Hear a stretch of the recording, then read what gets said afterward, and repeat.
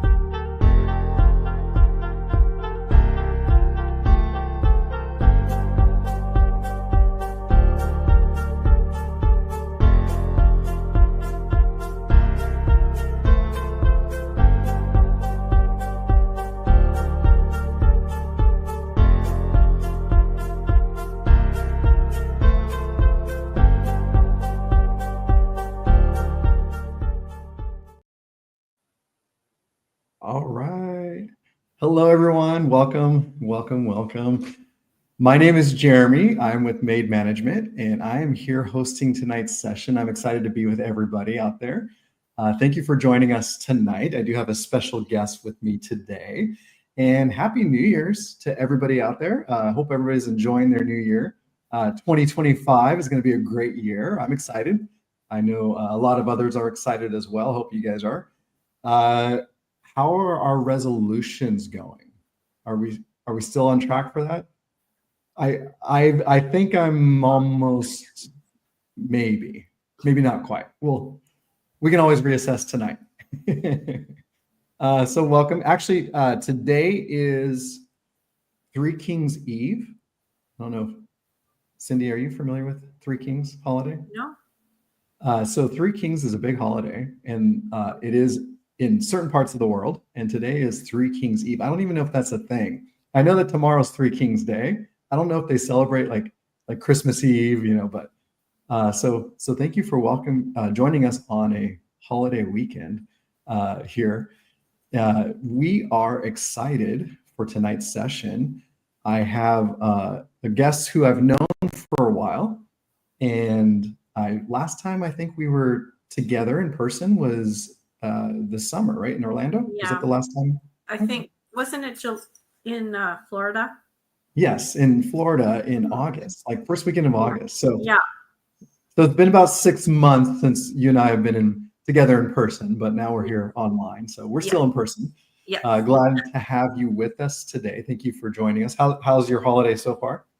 Well, it's been great. I went on an 8-day cruise. So I had a wonderful time. I've never been gone for Christmas, and I did this year. So it was weird. It didn't feel like Christmas because we have our traditions with our families and stuff, and we missed all that. So we decided we're never doing that again, even though we enjoyed ourselves a lot, because we missed, seeing the grandkids coming down and opening their presents, and it wasn't the same. So you missed the drama, is what you're saying. Yeah. So we want to go back on another cruise, but not that week.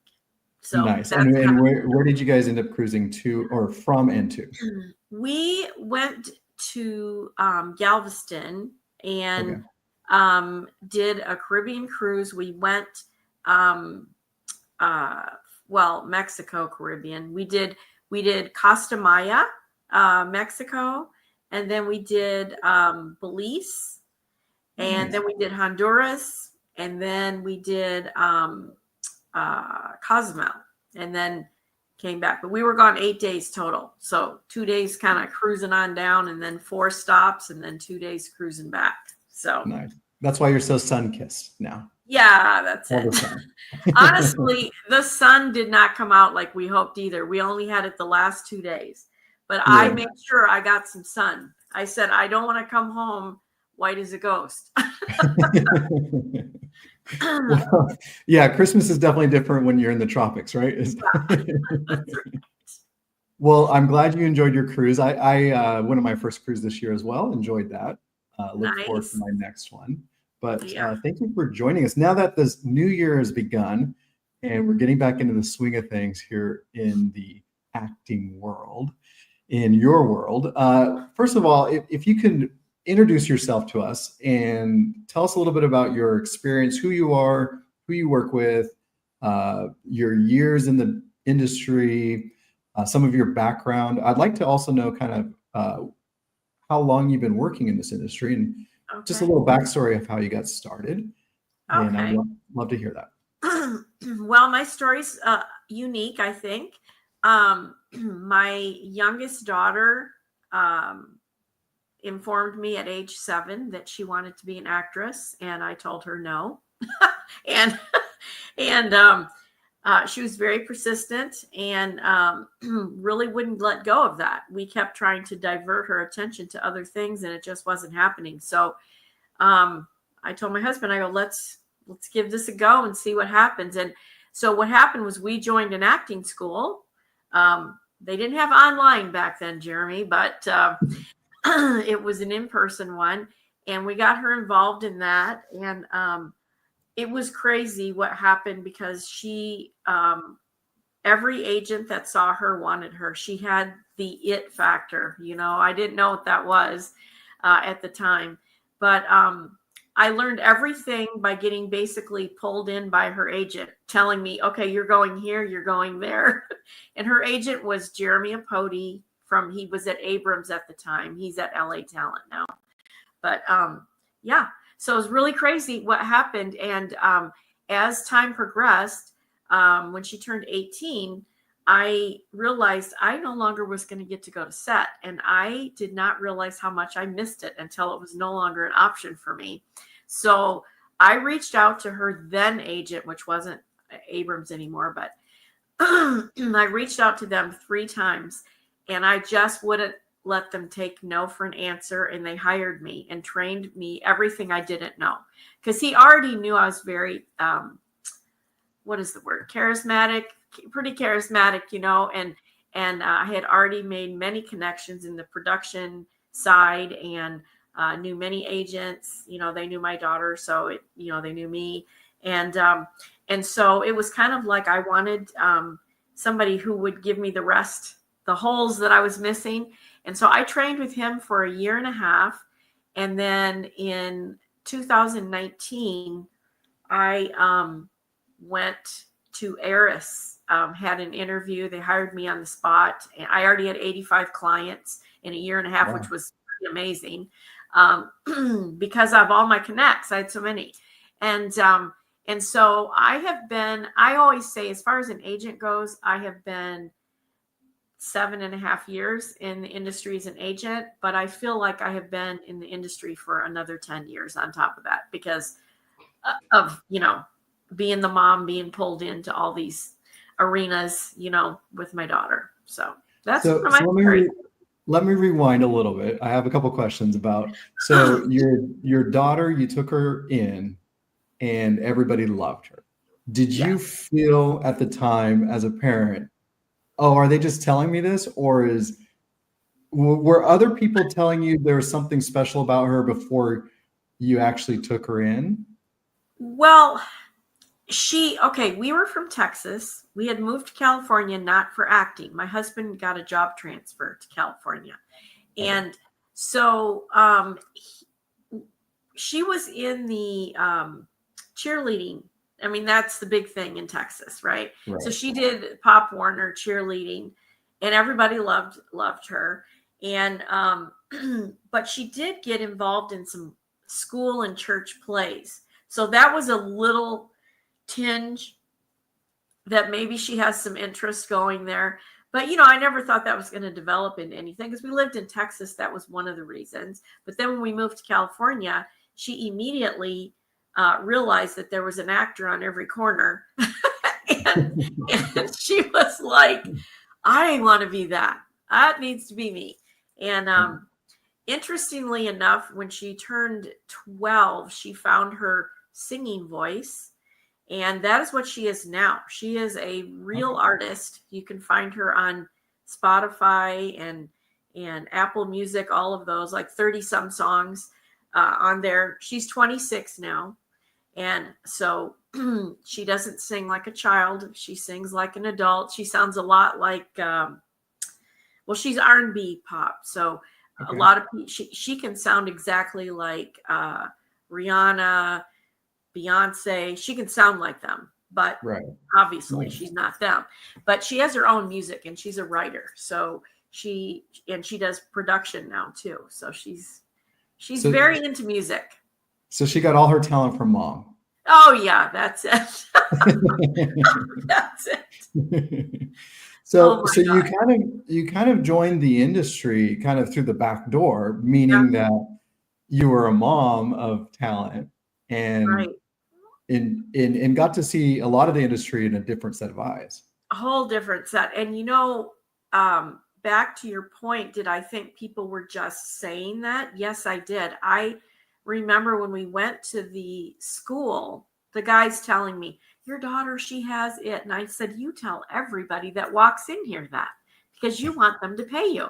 I was very, very right in his face with it, and I told him, I said, here's the deal. If she can be 7 and be an actress and still be 7, I'm okay with it. But I don't want her to be 12 when she's 7 because I know she only has 1 year to be 7. I was very, she was our youngest, and I saw how every kid wants to hurry up and grow up, and the Right. reality is when you go look back, you wish you would have enjoyed your spot at the time, And so I always tell everyone, enjoy 7, enjoy 8, enjoy 9.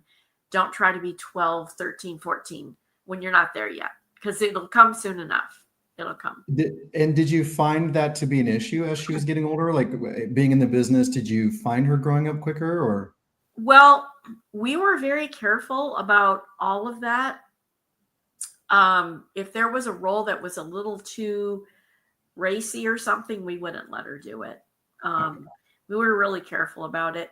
But she was always so dramatic, and so she kind of excelled at some of the dramatic roles. I'll never forget, she did this one. It was a short film, but it was a long short film. It was like 15 minutes long, and she was the lead in it, and she played a narcoleptic ballerina. It's such a strange role. And she was the director's first choice, but she was casting second choice. So they had picked a different girl. Casting picked a different girl. She was devastated because she had been back for all these callbacks. She thought she was going to get it. And then what happened was I said, if you don't get it, I'll send you to summer camp because, kind of consolation, something, right? So I sent her off to summer camp and my phone rings and it is them. What the director is, she goes, I don't like this girl. I don't like her mother, blah, blah, blah. I want Lacey, And I said, oh my God, she's in a camp that I can't even get a hold of them. It was one of those where, they don't have the phones. They have to stand in a certain spot. And I said, it's hours from me, like 5 hours from me to go get her.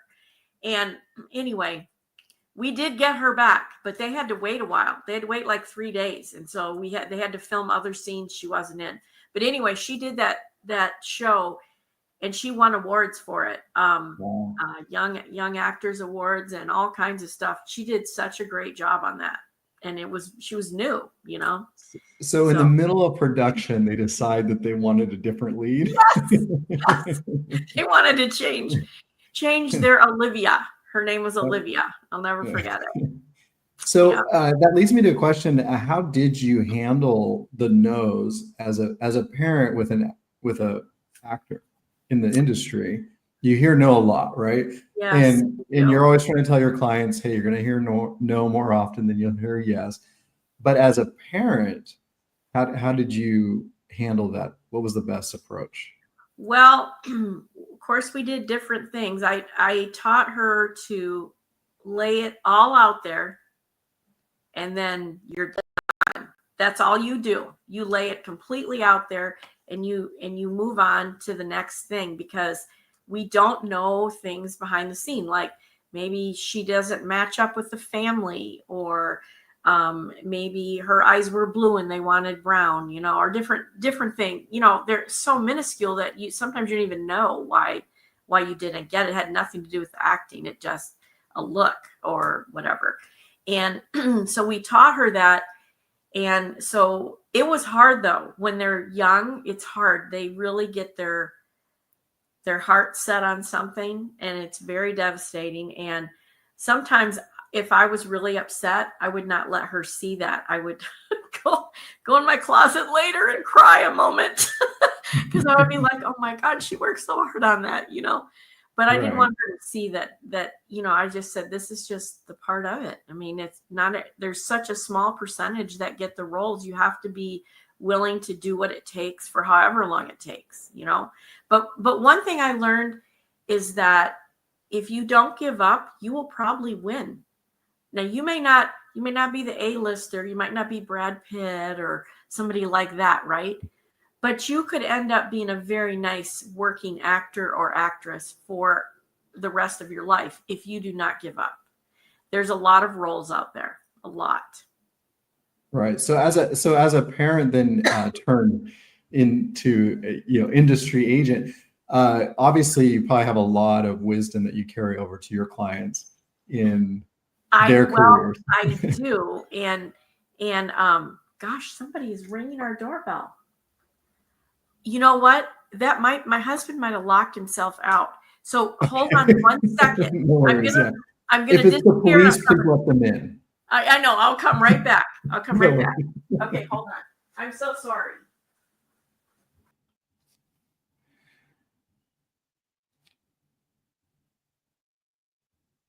Doorbells are ringing, guys.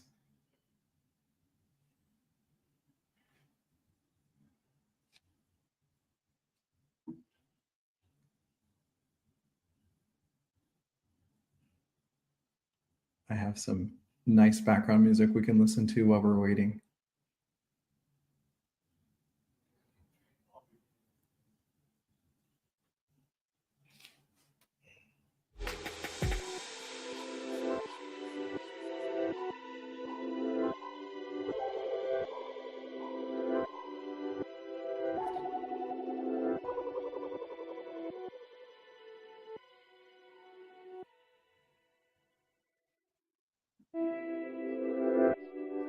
And we're back.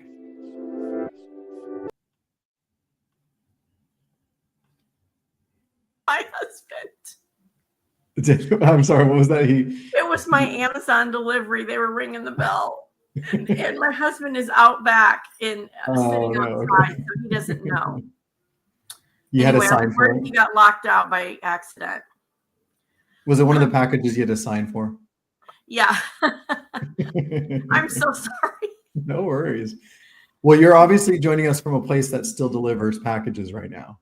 Right. It's not 3 a.m. for you. No. No, it is 6:25 right now. So going back to helping clients, with their careers, obviously that's one thing that I'm sure you're very good at, especially from the motherly perspective. Do you have to talk clients down sometimes, or talk them, out of disappointment, or tell me some stories about how you deal with that sometimes with clients? Well, I definitely do that. And when I first became an agent, 6.5 years ago, I treated everyone like they were my child. And I learned quickly I needed to quit doing that because I was getting taken advantage of very much so. And I also needed to be a little tougher with them, on certain things. So your phone was ringing all hours of the day is what you're saying. Yes, it was ringing all the time. And and now like the holidays time, I did have some people try to schedule a meeting with me this weekend. And I said, no. I said, I'm officially back to work on Monday, the 6th. And I said, we can schedule something after that. But, I learned that I have to take a break sometimes because I do love it. I mean, I love it. And I love the whole industry and I love everything about it. And that's why I don't get tired of it. Like people tell me, how can you stand all this? And I said, well, it invigorates me. I don't know what else to say, but I get a jolt from it. So I continue to do it. And I'm sure the part you might love the most, I don't want to put words in your mouth, but I'm sure it's seeing one of your clients on the screen in a production. Yes, of course. And then you have things that are really sad also. Like I just had somebody book a top of show guest star. There's a new show called Countdown. I don't know if anyone's seen it yet, but he booked top of show, and he's such a great actor. I was so proud of him, and I think it's coming out this month, actually, the show itself. But anyway, then I have a young actor. He was 8 when he got booked on the movie that's out now called A Complete Unknown, about what is that singer's name? It's The completely guy unknown. huh? I said it must be completely unknown. The guy with the curly hair, and he plays Bob Dylan. It's about Bob Dylan. And anyway, he booked that. Now, here's the sad part. He did his part, except the day that he was supposed to do his lines, they had a mix-up with the school rules because he was now in New Jersey and he's a California kid. And they had some rule in New Jersey that all the school hours had to be done by 4 p.m. And they didn't call him in that day until 2 p.m., the production. And we fought tooth and nail. So did their attorneys, went to bat, there was nothing we could do. So my poor kid, who went all the way to New Jersey to film this for 3 days, got cut. His scene got cut. And the director really loved him. He wanted him in there. And so now he doesn't even show up as being in the show. And we worked for 3 days on the show. Wow. So I'm sure he's heartbroken. Yes. So then and then I have to console the parents too, because they said, why didn't they know this? And I said, because you're a California family and they were dealing in New Jersey and they had no idea there was all these changes, blah, blah, blah. And there's some things like that, you just can't overcome them. Like looking back, had we known, what they should have done is called him in at about, 11 a.m. He could have done his school and been done by 2, and then he could have been working. But because he had to be done by 4 with school, he never even got to go to set the day he was supposed to do his lines. It was awful. Well, a lesson, I guess, for everybody out there that school trumps everything. Yeah, it does. It does. And one thing I learned is if you have an out-of-state child, you better make sure you know what the rules are where they're working, because production had no idea. I certainly had no idea. And I learned a lot, and I learned it the hard way. But you don't forget those lessons when you learn them that way. Right. You tend to remember the hard ones. Yes, you do. Yes, you do. Well, speaking of lessons, what would be one piece of advice to people who are maybe tuning in and they are interested in breaking into the business, in the industry, and they haven't quite gotten there yet, their big break? Obviously, you did touch on this a little bit earlier, is just keep going. But what is a way to help people keep going? Like, what do you recommend that they do to keep that energy, that motivation, even when it seems like everything they do hasn't ended up where they want it to be? Well, you need to kind of really take a look at what your presentation is to the industry. Okay. Like, how do you look when they pull you up on a casting site? How do you look? Do you look like you're barely getting going? You got 2 pictures and that's it. I always tell my clients, I need 6 to 8 because I need to give a well-rounded view of you as a client. And I need to see different facets. Like the funniest thing is some people go get headshots.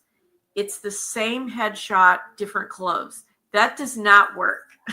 That does not work. I want to see happy, sad, surprised, quirky, um, and then theatrically, you need to be a little bit stoic.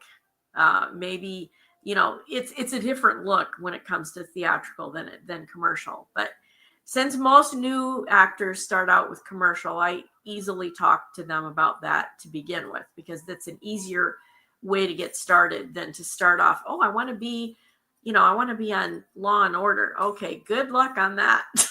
Okay, because Dick Wolf is strict.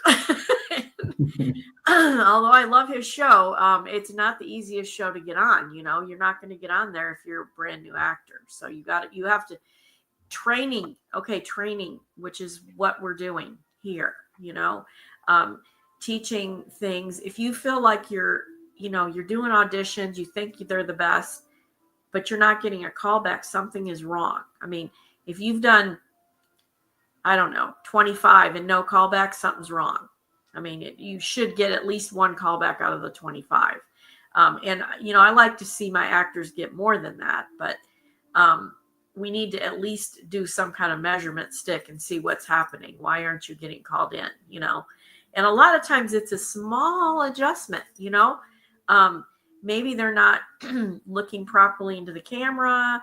Maybe they're not showing that inner emotion, they're just reading the words, but we're not getting the presentation from their face, their hand gestures, whatever. So sometimes that's all it is, but it depends, and you have to be willing to take a look at yourself and realize that this is the long game. This is not the short game. Acting is not a short game.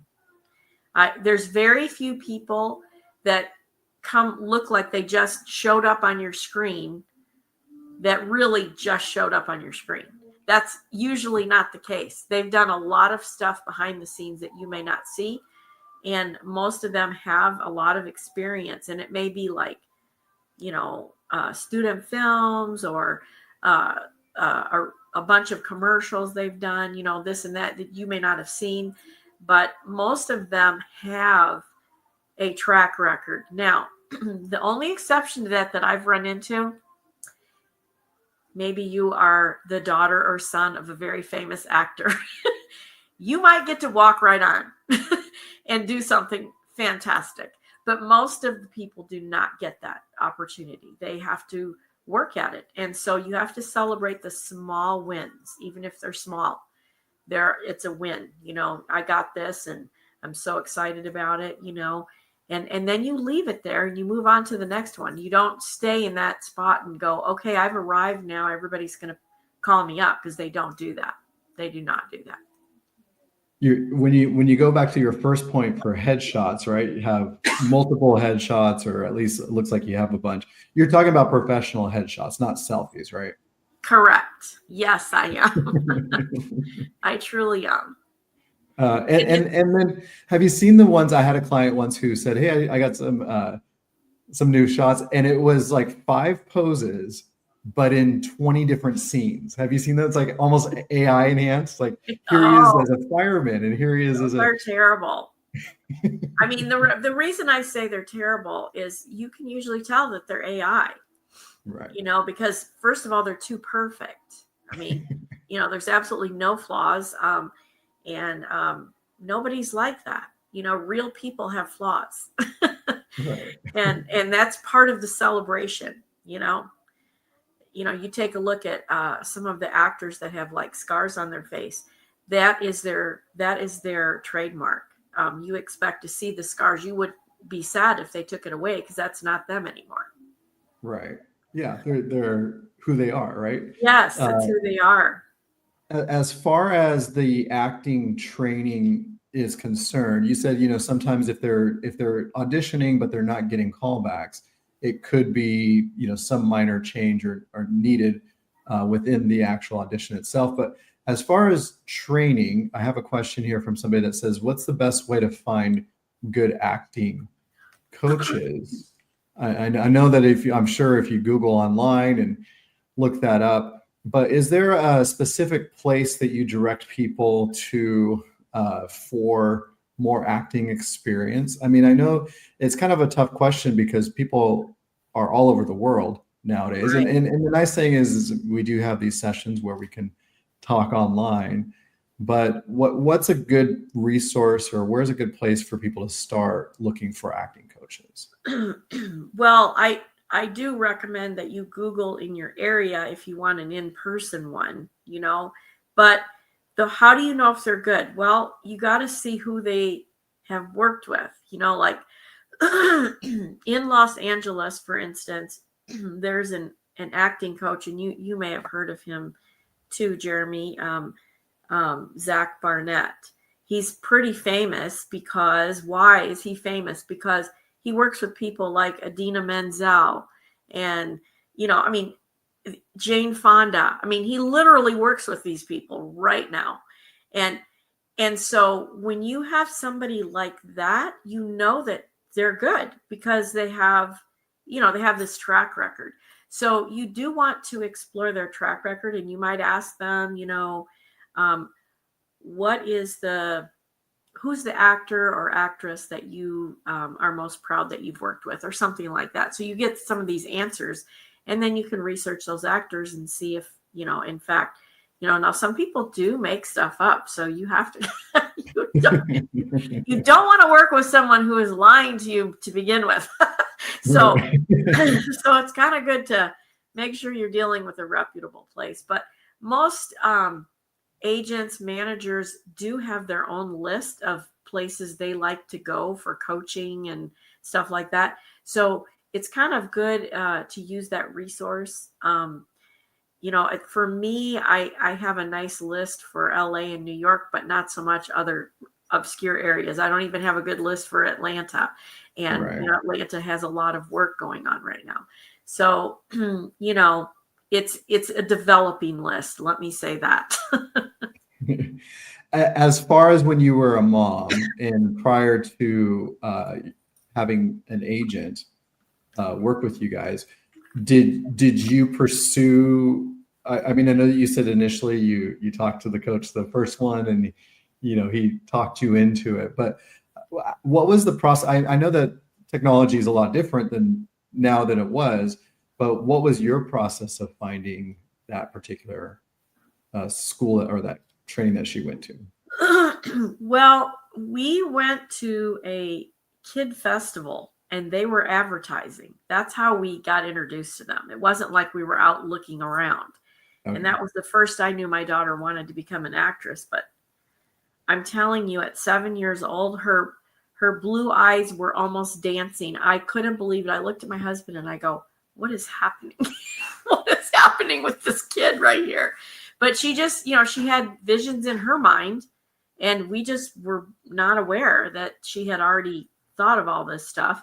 And I'm very happy to say that we were able to help her to realize some of her dreams. She was able to do some really great things. And now that she found her voice, she is doing what she loves, which is the music, and her acting taught her how to perform on stage. She does an amazing show because she knows how to do a show.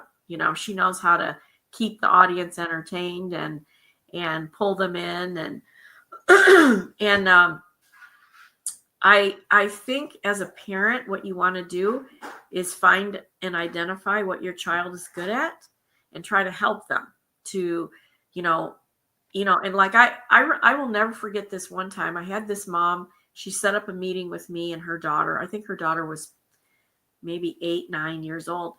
And that girl was so bored with the meeting. Like finally I stopped the meeting and I said, honey, I'm going to talk to you now. And mom, please don't answer. I did, because we were on Zoom. I didn't want her mom to answer. I said, why do you think you're here?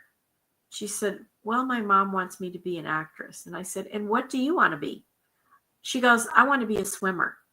She knew what she wanted to be. It was not an actress. And right. I told her mother after, and then I dismissed her daughter so I could talk privately to mom. And I said, please don't put your daughter in something she doesn't want to do. Acting is hard enough. Actually, anything is hard. If it's anything that's worthwhile is difficult. And I said, so make sure that this is what she loves. If she loves it, she won't be sad and she won't mind doing all the things she has to do. But I told her, I said, this is not for her. I said, take her to swimming lessons. Get her where she wants to be. But this is important to me. If I see someone not really doing it, I remember one adult actor did like 4 auditions and he didn't get a call back. And he goes, I don't think this is for me. And I said, wait, we only did 4. I said, we're at the beginning stages of your career. And I said, it probably isn't for you if you're already ready to throw in the towel. I said, people need to have a commitment right off the bat. I'm going to do 100 auditions and I'm not stopping until I do. Because by the end of 100 auditions, you're going to know a lot about yourself. You're going to know what worked, what didn't work. 4 auditions does not do it. It just doesn't. That's a good benchmark, 100 auditions. And then probably know if you really want to do this or not. At that point, right? Really will. You really will. What did you get any negative from when you first were starting out? Were you trying to get advice from other family members or friends, and were they trying to talk you out of it? Like, was there any sort of that happening when you guys launched? Well, yes, we did have people tell us that she's going to end up on drugs, and it never is good with the kid actors. And I said, I plan to be with her pretty much 24/7. I'm not letting her go anywhere without me. And, my husband and I were very committed to that. We, if I had to work, he went to set, and we flip-flopped it back and forth. And we felt like she got a good experience. Her and I are so close now because she was an actress, because we spent so much time together in the car. We were driving on a regular. She had to do her homework in the car, and we're still very, very close. And she's 26 years old now. And I attribute that to that because I'm not as close to my other kids. And yet they all did things. We had volleyball, we had basketball, we had some kind of sport thing. We had cheerleading. One of them was big at cheerleading. And I'm close to all of them, but not like I am to her. And I know it's because of all the time we spent together. I became her friend as well as her parent, because the circle got smaller, because during the acting times, you spend more time with your parent than you do with your friends during that time. Right. Was that hard to separate between the two sometimes, like to try to be parent versus, coach Friend. and taking her around? I mean, I know you didn't represent her, so there was separation there, but were you able to keep those things kind of separate? I mean, I think so. There was a time, and you'll probably recall it back in the day when there was a stereotypical look for the kid actor. And the girls were very flat chested. I don't want to offend anybody, but they were very flat chested. They didn't have curves.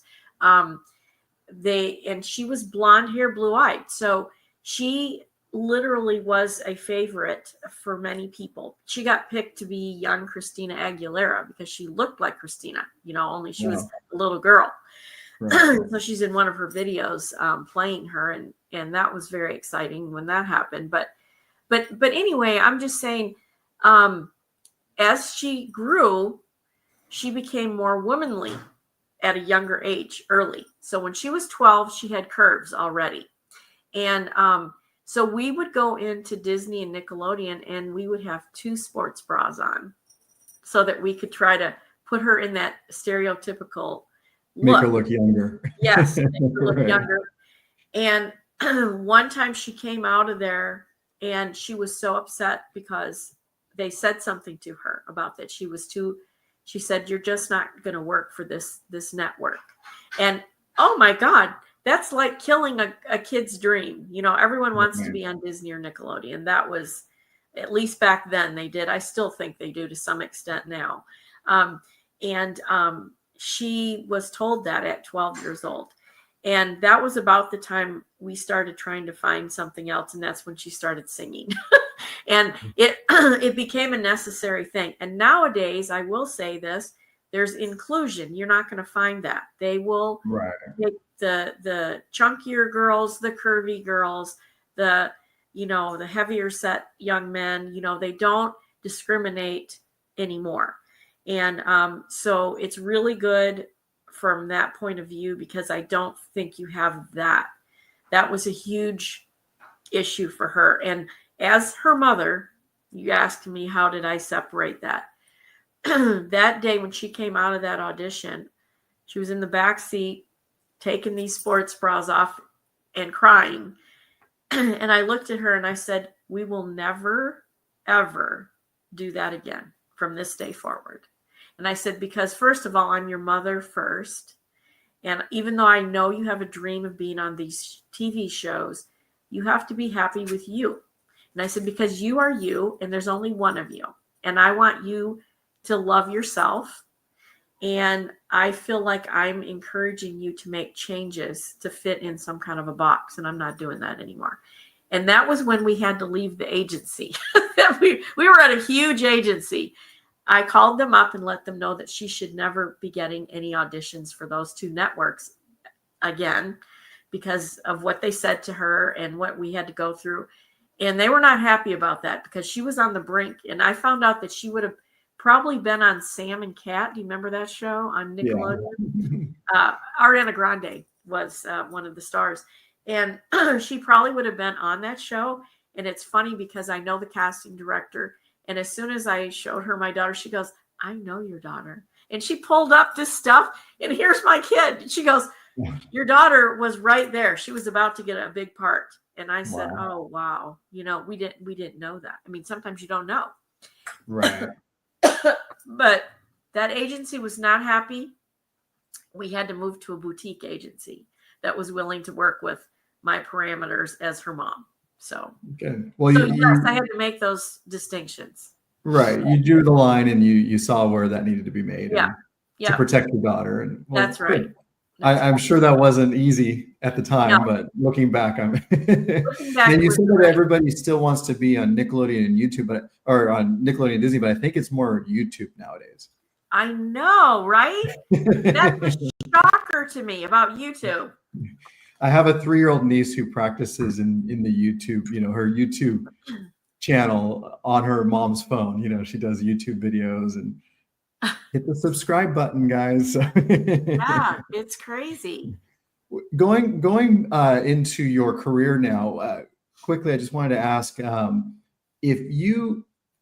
what would make somebody a better client? Like, what would you give advice to with clients that are wanting to work with you? Like, what type of thing is the most beneficial to them knowing ahead of time before they met with you on how you expect them to be as a client?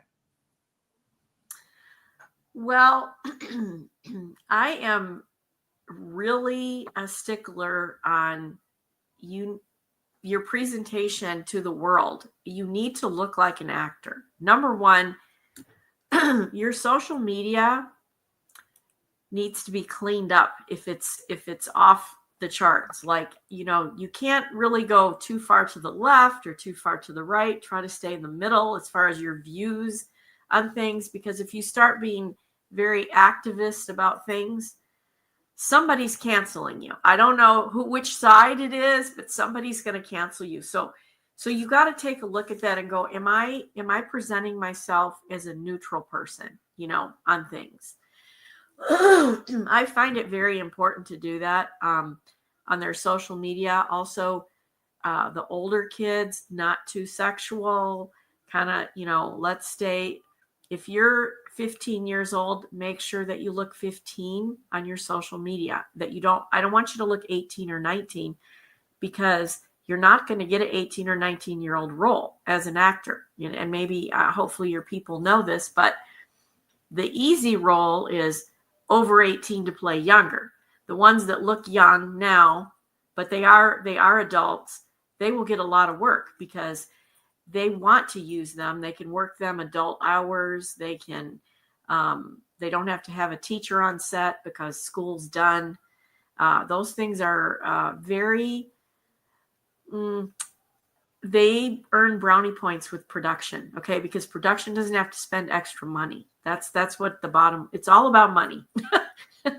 And so you have to know where you're at. So as a kid actor, I always tell especially this is for the girls. I see my girls always wanting to make themselves up and, wear these fake eyelashes and dark lipstick and this and that. And I say, you can do that on Saturday night with your friends.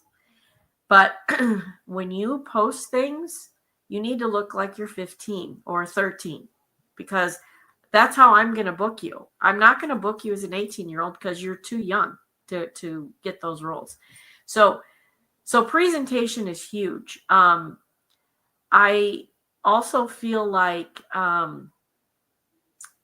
if you don't have an IMDb, that's a problem for me, because you're a professional actor. Okay, well, where that's the site. Okay, that's where the information is. And yes, it costs money to have a pro account, but you can have a really good pro account even if you don't have anything on there, because you can have really good headshots, you can have reels, you can have some of your work, even your student work, you can put it up there as your reel. You get 5 reels as a pro account, so you can make it look good, And I feel it's real important to have that presence, especially if you want me to push you. It's hard for me to push you, and I don't have anything to push, Right. Well, and you're right though. For such a small fee, it's such a big advantage to have. It is. It totally is. And not a lot of people take advantage of it. They don't. And you can put like 150 pictures up there. So like I tell people, if you were on set, even if it was background, okay, we're not going to say background. On IMDb, we never say background, by the way, or your resume. But I'll say, but if you were on set with, I don't know, anybody important, and I'm drawing a blank. I'm having a hard time with names today. With like, how about Brad Pitt? Would that be important? Brad Pitt? You were on set with Brad Pitt, and maybe you were a background, but he stopped and took a picture with you, because they will do that. Some actors do that. Right. Put that picture on your IMDb. Nobody is going to know that you were background. Now you have a real picture standing right next to Brad Pitt. You might be in a costume, and so might he. Who knows? But there's so many things you can do. And that's okay to put that picture on your Instagram. I'd be okay with that, because that makes you look like an actor, because you have an acting type picture up there. I don't know. I found that taking advantage of every opportunity will propel you, because image is everything out there in this world, especially right now. Even though a lot of it's fake, there is the image that you portray sometimes can get you work, and it happens all the time. Somebody will get an instant message from somebody who says, "Hey, I'm doing a project. You look exactly like what I want." And then I always tell my clients, if you get something like that, then you say, "Great, I'm going to connect you with my agent," because then let me vet them, make sure they're not, scammy or anything like that. Because there are legitimate opportunities that do happen every day through an Instagram direct message. But not everyone is, right? So. That is correct. So, you touched on social media, portraying the image of a working actor by having professional headshots, have a professional IMDb account set up. Instagram itself or any other social media, is that, I know in today's world is different than when you first started, but how important is that when it comes to castings? Like, are you seeing, casting directors looking at people's profiles?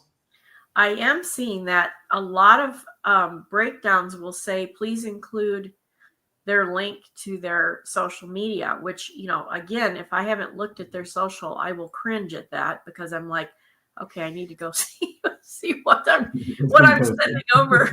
Yeah. And I have on occasion called the client and said, look, I'm pitching you in for something, but I think you need to remove this or hide this or whatever, because I think that this could be detrimental to you getting called in. Production does not want to deal with all these things that are controversial. They don't.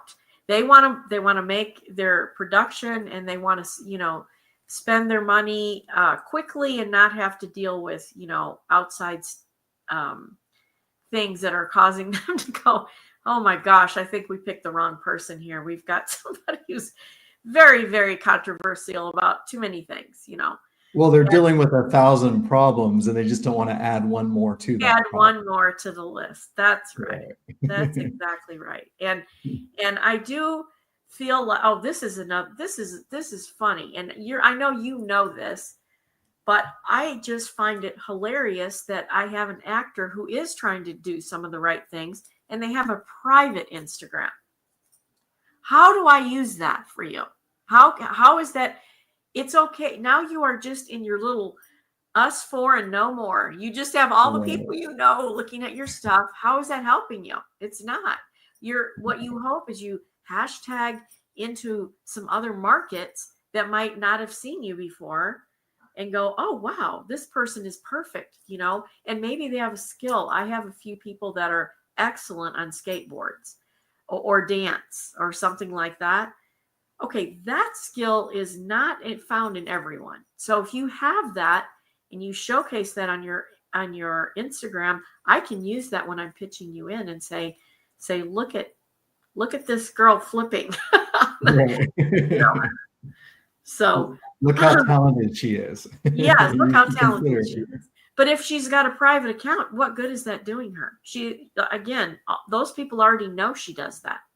So what she's trying to do is step over into a new arena. And I know parents get worried about, I don't want my kids' profiles to be public, but what you need to do is take charge of that. And always, like on my daughter, she had, I think Facebook was in then. Now, now it's not, but that was back how long ago that was. And so I always made sure we had managed by mom, managed by parent, or something like that. Right. So they knew, and I looked at everything. And when she was old enough, I let her have the password, but I let her know I was still on there. I'm going to be watching everything. So be prepared. If I saw anything that looked off color, Gerard wrote Ryan Gosling. I just now saw that. And but I always called him out, and I said, I am her mother. And I remember one person did not stop, and I said, I will be reporting you to the police if you do one more comment. And they stopped because they don't want to go to the police. They didn't want me to report them to the police. But there's a way to keep that safe for your child. But it's only that way if you are monitoring it, And nowadays it's hard when the kids get smarter on the internet than you are. It's real hard. So, you have to be smart as a parent. If you have a gut feeling, you need to check into it. Like maybe she has a fake account somewhere. She might. Right. And, you got to check that out. So there's ways and means. Yeah. I think parents don't follow their intuition as good as they should. Like like you said, if there's a feeling that something's off or not right, they should follow up with it and make sure. Yeah. Make sure. But it is a great resource, and it's a resource that's being used and utilized. And how many times are there roles that are actually booked because they had a good social media following versus, somebody who maybe doesn't have a strong following and they're trying to decide between the two? I think that they're in a bad spot if they're the one that doesn't have the social media following, because always remember that followers, if they're real, and that's another thing, I don't believe in buying followers. Grow that organically, because it's easy to check into to see if you have bought followers, but it has to do with your likes and stuff like that. If you have a million followers, and I have a guy, he reached out to me, he has 1 million followers, or 2 million, he has a lot. But he only gets 14,000 likes. I said, something's not right here, buddy. I said, you should be, you're not going to get 1 million people, but you should be getting in the hundreds of thousands of likes with 1 million followers. Yeah. So, so I let him know, I see you. I see you. And and that is not all I'm looking for, is somebody who I think has a good following. But do remember that real followers translate into dollar signs for production, because they go, okay, here's a person that really has 2 million followers, and they're a movement. I mean, look at Taylor Swift. She's probably the #1 movement out there on social media, and she can move a mountain by making a statement, Now, when it comes to, and you look back at her, she produced her own movie on her own, and it has propelled her into, not that she needed any more money, but she has more money because why? Because she did something real smart. She just told her followers to go to her movie, and they did, and go to her concerts, and they do. And, nobody has that like people who have organic followers. And yes, it takes a long time. Okay. And she's an anomaly. I get it. But that doesn't mean you can't get 100,000 followers that are real. You can get 100,000. Everybody can. It takes a long time, and it's consistent every day doing something and trying to break into those other markets that you're not in. Well, and she put in the hard work. That's the other thing that people don't remember. Like, obviously, her life is easier today with her followers than it was, but she actually started on MySpace. That's what she had. A MySpace account was her first social media site. And those of you who don't know what MySpace is, you can Google that. And you're too young. But don't look up my MySpace account, because I'm sure it's still out there, because oh my God, there was no way to delete them, right, or something. Maybe not. I don't know. I might still have one. But I got to tell you a little funny story about Taylor Swift, since we got over to that subject. That very same kid festival that I went to with my daughter when she was 7. Yeah. Taylor Swift was performing there. Really? Yes. She was a nobody. Nobody. Keep in mind, this was 19 years ago. Okay. It was 19 years ago. And she was literally no one. And she had one song out, and it was Tim McGraw. That was the name of the song. Tim McGraw. It's her very first, and it was a country song. And at the Kid Festival, it was in Ventura, California. The Ventura, California radio station that was country was there, and we heard her, and we were headed over there, and then the acting booth caught my daughter's attention, and we never made it over there before she left. But we did see there was no audience there. There was no audience. You know what I mean? Like, nobody knew who she was.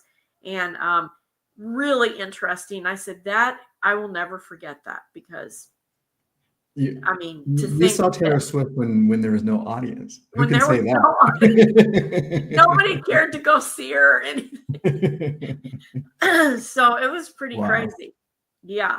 That's amazing. Well, obviously things worked out pretty well for her since then. Absolutely. So. But that was her infancy. That's when she started. She had one song, and probably her MySpace was working. And Facebook maybe. I don't know. Well, yeah, no, I talked to a guy who helped with her MySpace, and was with marketing, and that's how I know that's what she started with. But she was in the same boat as anybody else, trying a platform that maybe she's not familiar with, and trying to get fans, and she was posting music up there. And, everybody starts somewhere. And that's what I think a lot of people forget. They see the end result and they just want that. But they forget that, even that person struggled, heard no's, had to, change things and go through disappointments to get to where they're at today. So, yeah. Well, I appreciate your time with me today. I enjoyed this session. I loved getting to hear your background story a little bit more and kind of understand your path into the industry. Moving forward this year, let's end on what would one piece of advice that you would give somebody? I know that you said watch your marketing, watch your look, but let's say somebody is wanting to get an opportunity to meet someone like you face to face in person. What piece of advice would you give them if they're struggling, they're trying, they're working hard, but for this year, what would you say is a good thing to keep them motivated? Well, I would tell you to meet an agent or a manager that you wanted to work with. You should scope around on their social media and see who they know that you know. Because for me, at the stage I'm at now, about the only way I even take a meeting is if I met someone with you guys or any other acting schools that I do showcases with. I take meetings that way. The other way is referral. If someone reaches out to me on my email, I usually don't have time to read it. And I hate that I even have to say that. But the reality is I get hundreds of emails a day. And the ones I have to pay attention to are the ones from casting and the ones from production. And of course, my clients I already have, I need to pay attention to those. And so the random ones where they're just introducing themselves to me, they are very at the bottom. A lot of times they don't even get opened at all. And I used to have a goal of opening every email.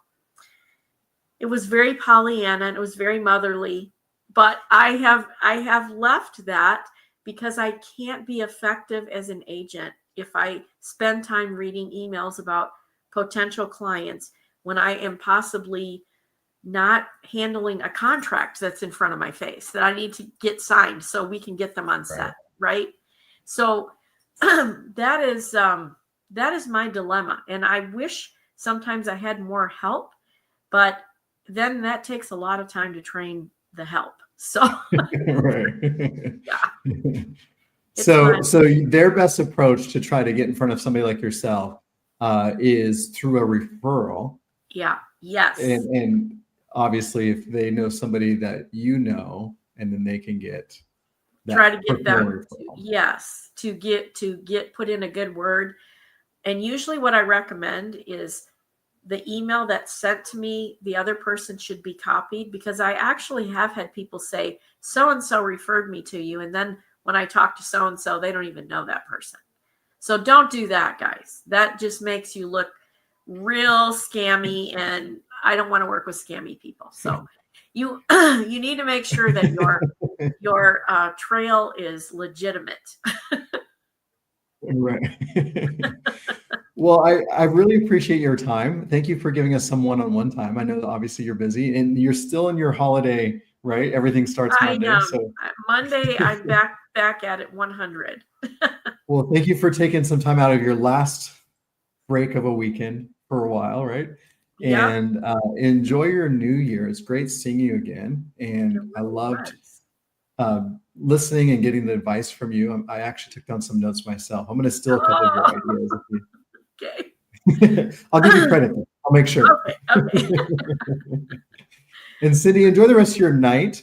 I appreciate you again for being here with us and joining us. And a round of applause out there. I enjoyed it. I wish I could see you all, but how many are here, by the way? I think we have 10,000 today with us. No, wait. We'll get the numbers up higher next time. That's hilarious. Enjoy your weekend. Thank you so much. Appreciate it. We'll see you soon. Thank you. Okay, bye. How do I leave now? Oh, okay.